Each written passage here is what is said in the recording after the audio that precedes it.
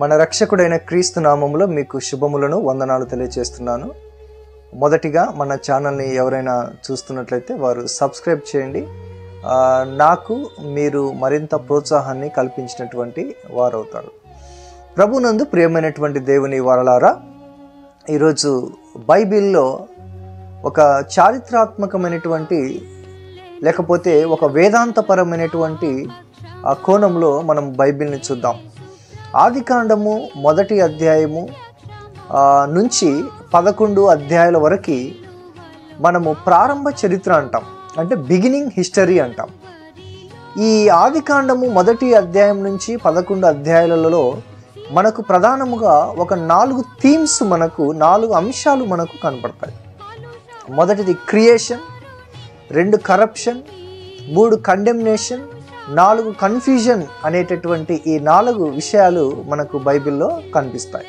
So మొదటిది ఎంత systematic theology అంటే ఒక క్రమబద్ధమైనటువంటి దేవశాస్త్రం. అంటే బైబిల్ని ప్రామాణికము చేసినప్పుడు బైబిల్ని మరి ఒక క్రమబద్ధముగా దాన్ని క్రోడీకరించినటువంటి ఆ సందర్భంలో ఎంత అద్భుతంగా ఈ 1 నుంచి 11 అధ్యాయాలు క్రోడీకరించినారో మనము జ్ఞాపకం చేసుకోవాలా.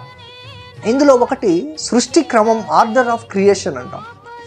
రెండవది వచ్చేసి మరి సృష్టి పతనం, లేకపోతే మనిషి దేవుని మీద తిరుగుబాటు చేసినటువంటి కరప్షన్ని మనము జ్ఞాపకం చేసుకుంటాం.